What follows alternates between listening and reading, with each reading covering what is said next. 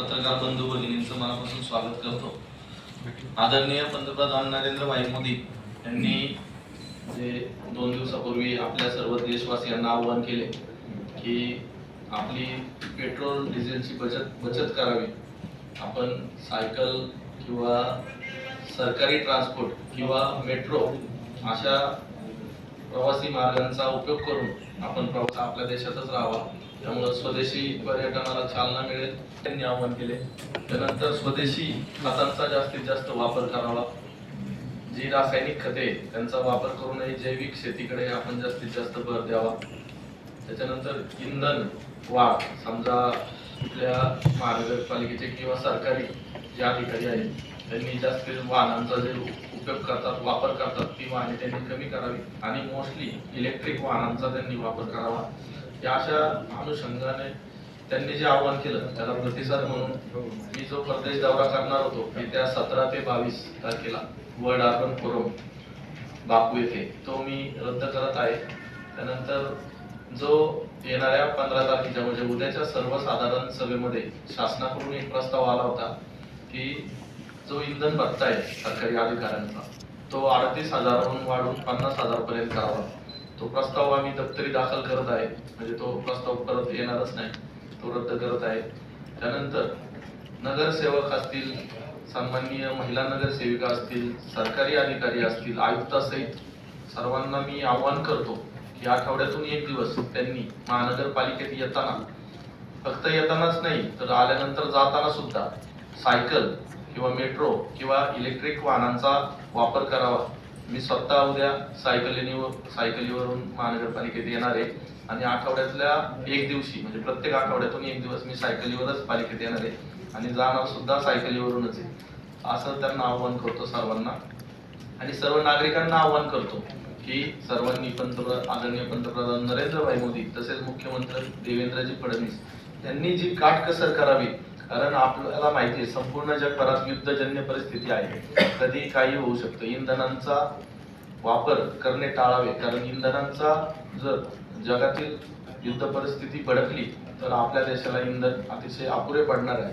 त्यामुळे या सर्व बाबींचा उपयोग करता पैशाची बचत कशी होईल, वेळेची बचत कशी होईल आणि इंधनांचा वापर कमी करून आपली सरकारी वाहतूक किंवा सायकल किंवा इलेक्ट्रिक कार या माध्यमातून प्रवास जास्तीत जास्त कसा होईल याकडे लक्ष द्यायचं आहे। आणि अधिकाऱ्यांसाठी अजून एक बाब आम्ही त्यामध्ये आयुक्त साहेबांशी चर्चा करून सुचवली की जे अधिकारी एकाच भागात राहतात, जवळ राहतात, त्यांना येण्या जाण्यासाठी इलेक्ट्रिक कार एकच द्यावी, त्यांनी सगळ्यांनी एकत्रित यावे, म्हणजे 3-4 अधिकारी एका गाडीत यावे आणि जातील, तर त्यांनी वेळेची सुद्धा बचत होईल आणि इंधनाची सुद्धा बचत होईल। अशा प्रकारचा कार्यक्रम राबवण्याचा इथून पुढे मानस आहे।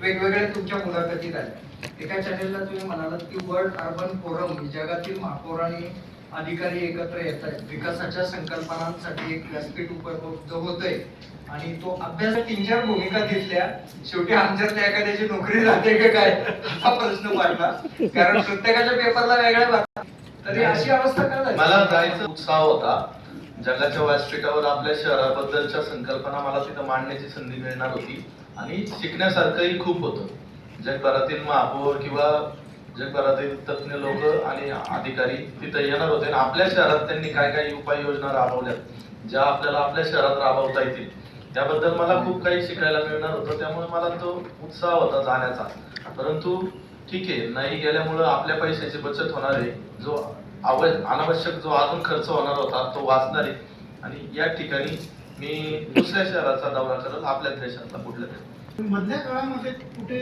पाहणी दौरा असेल तर तो कसा करणार? पाणी दौरा सायकलने पण येणार आणि डायरेक्ट घरीच जाणार, पाणी दौरा कशाला करतो? जीवित 12 वाजेपर्यंत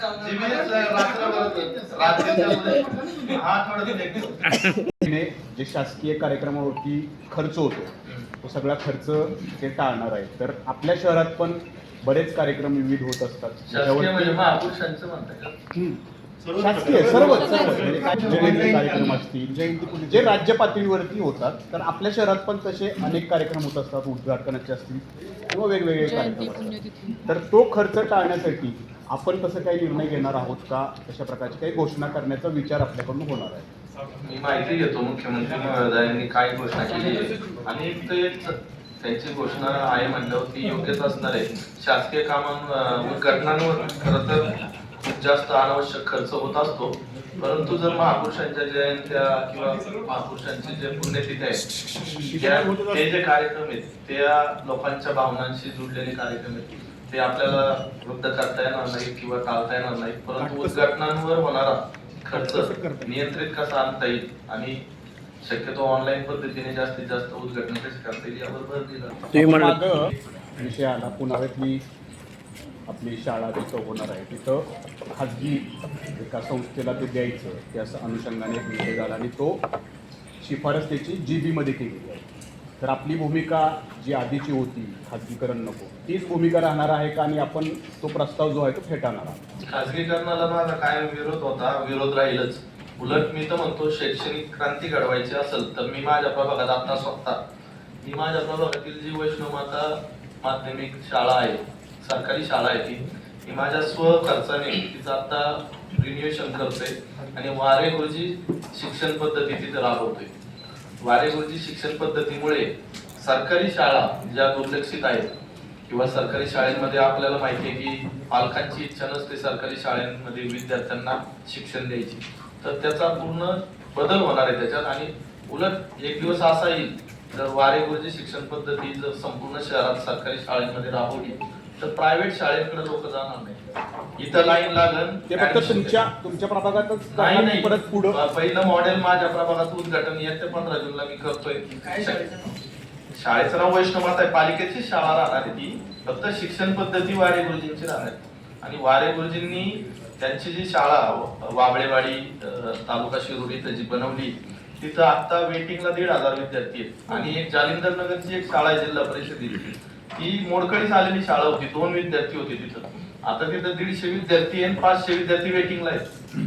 ते फक्त शिक्षण पद्धती देणार आहेत, महानगरपालिकेचे शिक्षकच शिकवणार आहेत, शाळा महानगरपालिकेचीच राहणार आहे. फक्त ती शिक्षण पद्धती आल्यामुळे सरकारी शाळेंना जास्तीत जास्त चालना मिळणार आहे आणि प्रायव्हेट शाळा करण्याचा जो मानस असतो तो बंद होऊन जाणार.